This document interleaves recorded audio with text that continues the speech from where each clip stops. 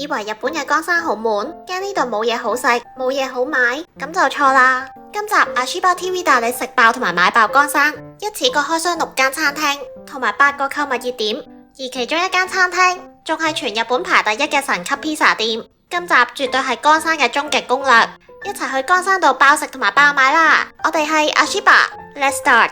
影片開始之前記得 CLSS 同埋 follow 埋我哋個 IG。Start。我哋今次係住響江山後樂酒店，呢間酒店嘅性價比係幾高，房間入面仲有 WiFi 嘅風筒。詳細嘅酒店開箱可以睇翻我哋上一條片，仲可以用我哋 KKday 嘅專屬連結去訂房，連結已經放咗喺 info box。今集我哋首先會開箱2個食早餐嘅地方，第一間會開箱呢間文青 Bagel 店，呢間店叫做 Stand 11，佢係由朝頭早8點鐘就開始營業，由今次嘅住宿酒店行過嚟只需要大約2分鐘左右。佢喺日本美食網 Tabelog 嘅評分有3.41分，評分屬於中上。呢度主要有2款手工 bagel 可以選擇，分別係原味同埋芝麻味 bagel， 再配以唔同嘅配料。驚食唔晒嘅話，仲可以選擇半份。而呢度係半自助形式。點餐之後就同大家睇下呢間餐廳嘅環境啦。拎餐位嘅旁邊有埋店鋪嘅周邊，再行過少少就可以行上1層。佢啲樓梯係中空嘅，畏高嘅話係會有少少驚。上到嚟2樓，環境係幾寬敞舒服噶。呢間餐廳總共有39個座位，最推介坐呢層嘅窗口位，可以一邊望住街景一邊食 bagel， 感覺係幾 chill噶。講翻個 bagel 先，我哋會先試原味嘅 bagel， 我哋選擇咗配以三文魚同埋 cream cheese。個 bagel 嘅口感係比較有咬口，同 cream cheese 同埋三文魚一齊食係幾好食噶。跟住會試埋芝麻味 bagel。呢個我哋選擇咗入邊配以雞肉同埋番茄，我哋覺得呢個 bagel 嘅芝麻味係好香，食落係正過原味噶。不過2個餡去比較嘅話，我哋就會中意三文魚多啲。最後會試埋跟餐嘅咖啡，咖啡嘅味道就正正常常啦。第2間會開箱呢間咖啡店，不過要留意 Google Map 係顯示佢暫停營業緊噶，嚟之前就記得要 check 下佢開返未。而由今次嘅住宿酒店行過嚟，大概需要4分鐘左右。呢間 cafe 響 Tabelog 嘅評分係偏低，cafe 嘅環境同埋佈置都比較懷舊。入口位置有個大嘅 CD 櫃，CD 櫃上面仲有一幅大嘅世界地圖。而呢間 cafe 入邊大約有31個座位，不過呢度係容許室內吸煙，唔食煙嘅就要留意下。呢度日頭係 cafe， 夜晚會變身做酒吧。講翻呢度個早餐先。早餐嘅價錢大約係660 yen 至到880 yen 左右，係幾抵玩噶。而咖啡嘅選擇都幾多，我哋今次就加咗少少錢轉跟餐嘅飲品做 latte。呢杯 latte 真係好好飲噶，佢嘅咖啡味係我哋中意嘅 peanut 口味，口感係幾順滑噶。而早餐就有多士、火腿同埋蛋等等，食落味道就普普通通啦。食完早餐之後，我哋會去行下街，開箱江山嘅購物點。因為時間尚早，我哋會先去江山站對面嘅 Big Camera 度行下，而由酒店直接行過去嘅話，就大概需要6分鐘左右。由江山站東口一行出嚟，就會見到呢間 Big Camera， 入邊有齊電腦、生活家電、美容家電、藥妝等等。佢係由朝頭早10點鐘就開始營業至夜晚8點半。呢間店鋪主要分為4層，如果想買電話、電腦、相機等等，就要落 B1 樓層。而今條片就唔會同大家逐層行晒佢，我哋會重點行1樓至到3樓。1樓嘅話，女仔就可以嚟呢層嘅藥妝區域，呢個區域都算齊貨，有齊唔同品牌嘅化妝品同埋護膚品。整體嚟講，定價係接近酒店樓下間松本清。再行過少少，仲有賣唔同嘅零食，我哋推介買呢度嘅水果糖，最中意呢款白桃味。呢度亦都有上一集介紹過嘅超熱暖包同埋暖貼，旁邊就有賣瞓覺嘅保暖襪。呢款襪嘅質地係幾軟熟，冬天着嚟瞓覺保暖係會好瞓啲噶。我哋之後會上1層去2樓，呢層係賣啲生活家電為主。我哋今次向呢層就買咗個象印嘅保溫杯，呢度保溫杯嘅選擇都真係幾多。如果中意煮嘢食嘅話，就記得要留意呢個日本牌子，佢係嚟自名古屋嘅鑄造老店，主打 Made in Japan 嘅珐琅鑄鐵鍋，嚟日本買嘅話係會抵啲噶。之後再上1層去3樓。呢層係有一個幾大嘅區域賣玩具，如果你有小朋友嘅話，係幾推介直接上呢層度行。呢度都有幾多 Pokemon 嘅公仔同埋玩具，仲有 PTCG 卡賣。不過呢間熱門嘅都冇晒貨，過少少仲有賣 Chiikawa 嘅產品，選擇就唔算多。再行入啲就有 Switch 嘅區域，我哋喺度買咗啲 game 同埋一啲配件，就去下一站。岡山站附近仲有 Donkey、Eon Mall 同埋一啲商場，不過因為我哋而家要先行過去一個叫 Morino Marché Grace 嘅商場，因為入邊有號稱日本 No.1 嘅披薩店，我哋會先過去排隊食個午餐先。由啱啱間 Big Camera 行過去，大概需要14分鐘左右。一陣間會再行返去岡山站嗰邊，稍後再同大家開箱岡山站附近嘅購物點。而家趁行緊去嘅時候，簡單介紹一下呢間披薩名店。餐廳名叫做400度，佢嘅本店位於岡山，本店響塔比羅湖係有高達4.25分。不過根據 Google Map 嘅資料，本店係暫時關閉，所以我哋今次會去佢嘅分店。呢間岡山分店係位於商場嘅 Food Court 入邊，另外佢響日本福岡、東京等地都有分店。我哋到啦，就係喺呢個商場嘅 Food Court 入邊，一齊入去望下啦。一行入去就係 Food Court 嘅位置，呢個 Food Court 入邊有10幾間餐廳小店。左手邊行前幾步就會見到400度披薩店，就係呢間啦。呢間分店響日本美食網塔比羅湖有高達3.76分，仲係2025年嘅8名店。佢係開朝頭早11點，逢星期一就休息嘅。而家望到就係平日朝頭早11點半嘅畫面，俾大家睇埋啱啱11點開鋪嘅情況，會見到自助點餐機前邊係有人龍嘅。而過咗第一輪之後，11點半反而會少人啲，建議大家都可以考慮呢個時段嚟。講返呢間400度披薩先，佢嘅手工麵團含水量係超高，再配以極高溫嘅火力去烤披薩，所以佢嘅披薩係出名外脆內軟。而呢度嘅披薩選擇唔算多，如果你想試米芝蓮推介嘅口味，就要選擇一款叫 FNT 嘅披薩，即係藍紋芝士醬加蜂蜜嘅披薩。而佢嘅披薩係即叫即整，點餐之後等大約15分鐘就會有。等披薩嘅時候，就同大家快速睇下呢個 food court 啦。呢個 food court 係呈長方形，由披薩小店繼續向前行，會有鷹取醬油。佢係創立於1905年嘅岡山百年老店，推介是佢嘅醬油雪糕。再行前啲就會有間朱古力店，有賣石磨可可豆整嘅蛋糕同埋飲品等等。繼續向前行就會有間茶鋪，呢間有賣抹茶同埋一啲焙茶嘅飲品。之後繼續再向前行，行到近呢邊嘅盡頭就會有間主打使用天然食材嘅麵包店。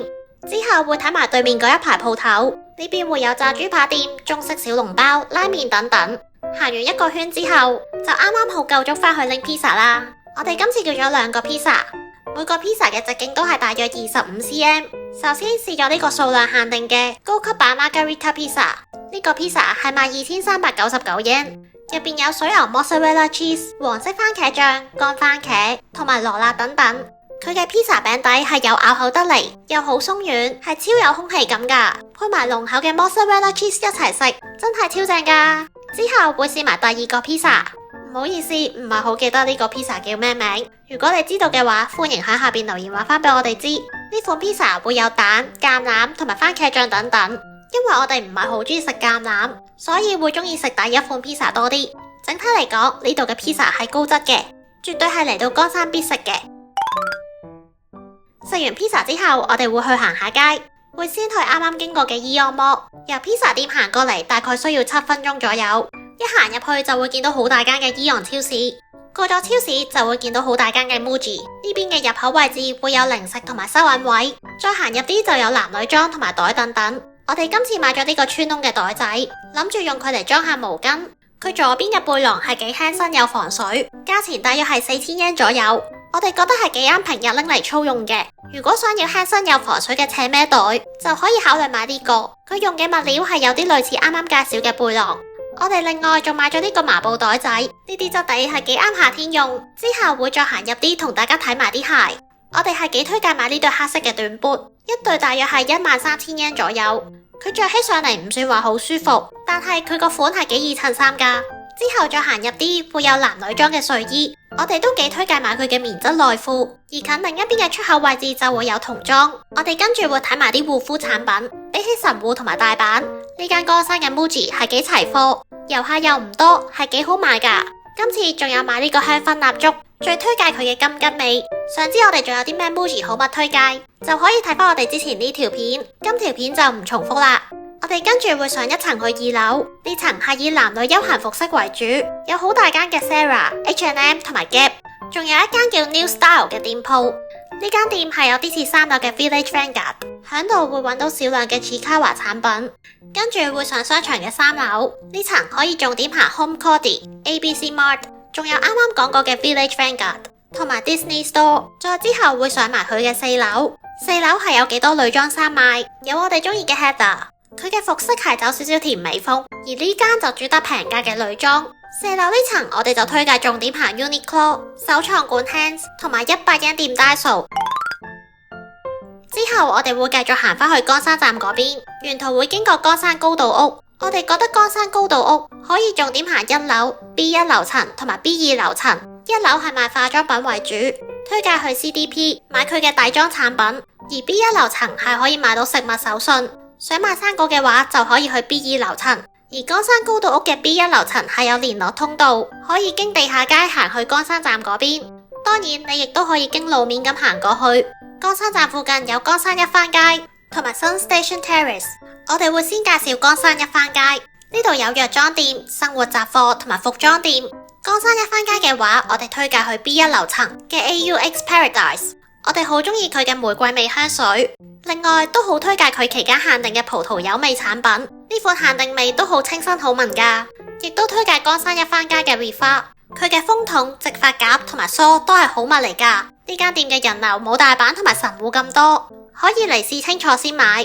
之後我哋會開箱 Sun Station Terrace， 佢分為3個館，分別係北館、南館同埋西館。我哋會先開箱北館，北館分為3層，可以重點行1樓。中意動漫嘅可以去 Jump， 旁邊仲有眼鏡店，再向前行多少少就會有藥妝店，近盡頭位置有 ABC Mart， 呢幾間都可以重點行。而北館嘅2樓會有西裝店同埋書店，我哋覺得呢層係可以 skip 嘅。跟住會開箱埋南館，南館都係分為2層，1樓會有唔同嘅餐廳，亦都有 Can Do 100円店同埋松本清。不過呢度嘅100円店同埋松本清嘅面積都唔大。之後上到嚟南館嘅2樓，電梯嘅右手邊會有間七仔，而電梯嘅左手邊有唔同嘅食物手信店。向前行轉左再轉右，38號店鋪就係上條片介紹嘅 Little Okayama 咖啡外賣店。嚟到邊買佢嘅3蜂蜜 latte。詳細嘅食評可以睇返我哋上一條片，今集就唔重複啦。之後會過去西館，西館就可以重點行2樓至到3樓嘅 GU。重點介紹完 Sun Station Terrace 之後，我哋會開箱埋岡山站閘入邊嘅手信店，佢叫做半手瀨街道晴天之角。店鋪嘅面積唔算大，不過就可以離開岡山之前最後衝刺。我哋今次買咗蒜山出嘅朱古力，呢款朱古力主打加入瀨戶內海同埋岡山嘅乾果，有多款口味可以選擇。我哋試咗佢嘅無花果口味，朱古力上面係有好靚嘅無花果乾，不過味道係偏甜嘅。而右手邊有賣岡山嘅橙黃禮盒，亦都有賣橙黃同埋白土整嘅產品。我哋幾中意呢款類似啫喱嘅飲品。而店鋪嘅中間位置仲有手信排行榜，最推介買第2位嘅岡山海苔天，即係紫菜天婦羅，係幾啱用嚟配啤酒噶。佢總共有3隻味，分別係原味、芥末味同埋瀨戶內檸檬味。我哋就最中意原味同埋芥末味，而旁邊嘅白土果汁就有啲太甜，就唔係好啱我哋嘅口味。左邊仲有多啲嘅食物手信，長盒呢款係類似蛋糕嘅食物手信，而下邊圓盒就係類似啫喱嘅食物手信。不過2款都係比較甜嘅。最後唔好錯過呢度嘅酒，呢度嘅水果酒係幾易入口噶，亦都推介買岡山蒸餾所嘅威士忌，飲落係幾輕盈順口，同埋帶有少少雲呢拿味。之後我哋會開箱2間食晚餐嘅餐廳，分別有意大利餐廳同埋居酒屋。我哋會先開箱一間意大利餐廳先，呢間餐廳叫做 Via Place， 希望冇讀錯啦。由岡山站行過嚟大概需要8分鐘左右。佢喺日本美食網 Tabelog 嘅評分係高達 3.7 分。餐廳入邊有32個座位，可以提早經 Tabelog 網上預約。呢度主打使用岡山嘅食材嚟製作意大利料理，而呢度酒嘅選擇係幾多噶。不過因為我哋備戰緊馬拉松，今晚就唔飲酒啦。叫咗2杯血橙汁嚟飲，味道就會比平時嘅橙汁甜多少少。嚟之前見到網上面講呢度上菜好慢，實測之後發現係真嘅。呢個意粉係點餐之後等咗接近45分鐘先上菜，真係有啲慢嘅。味道方面我哋覺得屬於中上，意粉上面嘅海鮮都算新鮮，而佢嘅意粉係比較扁身，口感都算彈牙嘅。不不過份量就偏少。食完意粉之後，要等多大約45分鐘左右，先上呢個芝士豬扒。不過呢度嘅服務係真係幾好嘅，會將餐點分為2份俾你，係幾細心㗎。而塊豬扒係煎過再配以芝士醬，豬扒嘅肉質係好軟嫩又有肉味，同芝士醬一齊食係好夾㗎。整體嚟講，呢間餐廳嘅 vibe 係幾 chill，會比較啱情侶嚟拍拖食下嘢傾下偈。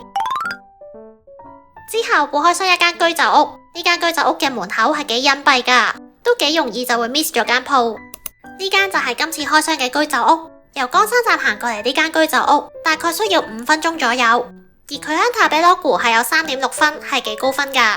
我哋今次有提早透過電話預約，一入去會有個室內吸煙位，因為店入邊嘅通風係麻麻地，所以就算坐響入邊嘅非吸煙區，都係會有啲煙味嘅。而店鋪嘅面積都算大，入邊有大約80個座位。呢間居酒屋係一間烏龍麵店旗下嘅品牌，所以烏龍麵係呢間居酒屋嘅主打之一。一齊睇下佢嘅 menu 啦，食物嘅選擇都算多，定價亦都合理，而酒嘅選擇都真係幾多。首先，我哋叫咗呢度嘅另一個主打，佢係流心蛋配薯仔沙律。響餐廳嘅 IG 成日都會見到佢嘅相，佢嘅造型係幾啱用嚟打卡㗎。而佢個流心蛋就唔算太流心，不過配埋薯仔沙律一齊食係唔錯㗎。之後繼續試埋佢嘅蛋料理，呢個係流心蛋肉子燒，旁邊仲會配埋蘿蔔蓉同埋蔥花，一齊切開嚟睇下啦。你會見到呢個肉子燒真係好流心㗎，啲蛋汁係流晒出嚟，勁正啊！食落係有蛋味得嚟，又有高湯味，呢個係我哋覺得嘅必食推介。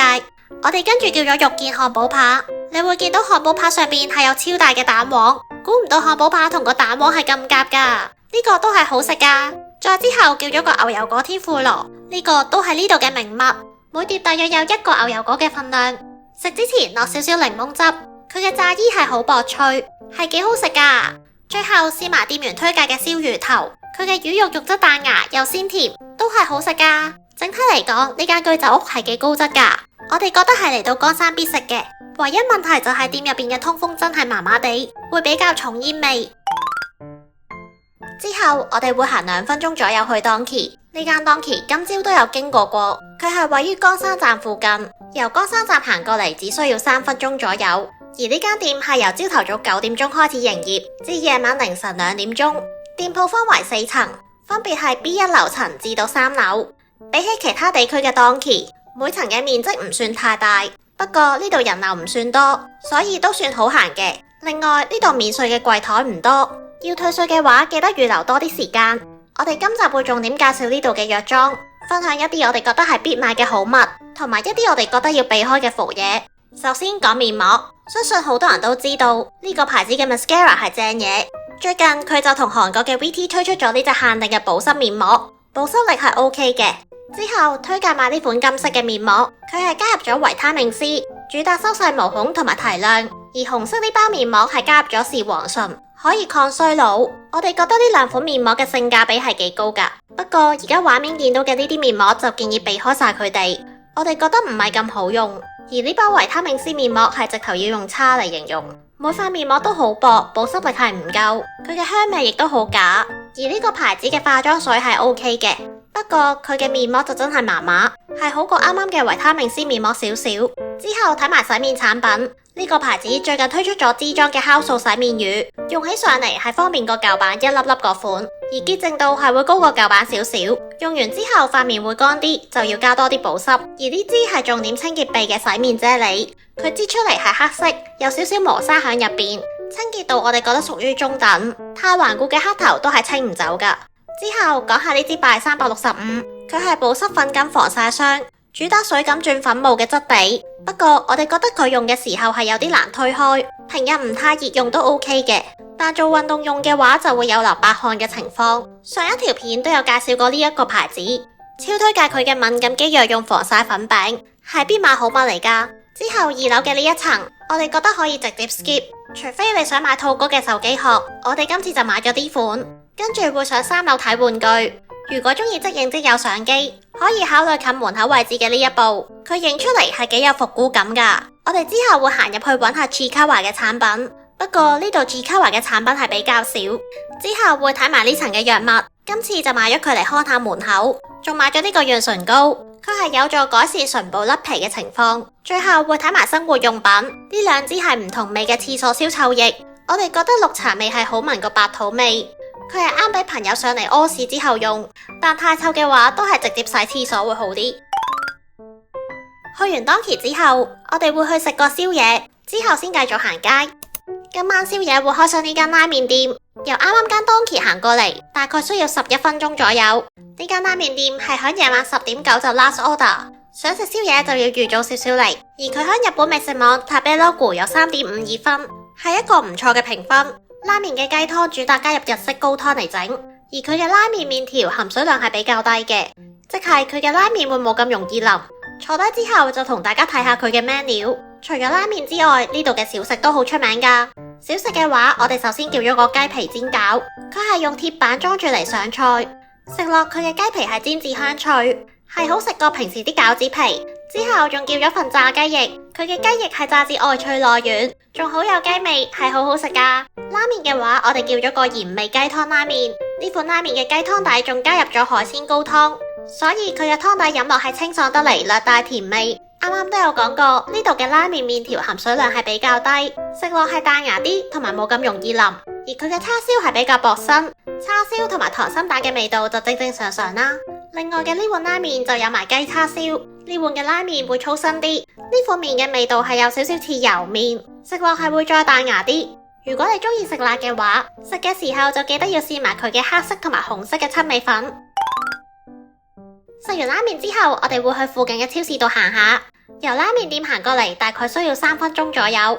呢間分店係由朝頭早9點鐘開始營業至夜晚10點。呢度有齊生果、新鮮食品、杯麵、零食、飲品等等。我哋今次嚟就買咗江山嘅特產橙黃提子，呢款嘅糖度係13度，仲買咗呢個江山縣產嘅提子啫喱。佢都仲有幾多唔同嘅生果口味可以選擇，亦都買咗雞蛋。再夜少少會用煮蛋器嚟煮佢嚟食。另外仲買咗呢支減內臟脂肪嘅特水。返到酒店之後再一次過開箱俾大家睇。首先會試呢款13度糖度嘅橙黃提子，佢食落唔算太甜，個皮係幾爽脆，係好食噶。跟住會試呢款雞蛋，佢嘅蛋白部分係幾有彈性，食落係唔錯嘅。不過呢支特水嘅味道係有啲怪，我哋就唔推介啦。好啦，今集嘅江山攻略就嚟到呢度。想知我哋之後會去日本嘅邊度玩，就記得要 subscribe 呢個 YouTube channel。我哋係阿舒爸，走之前記得要幫手俾個 like 呢條片，同埋 follow 埋我哋個 IG 啊。我哋下集見啦，拜拜。ありがとうございました。阿舒爸，點解我哋成日要扮鬼扮馬咁出場啊？你唔覺得咁樣好可愛咩？吓，邊度可愛啊？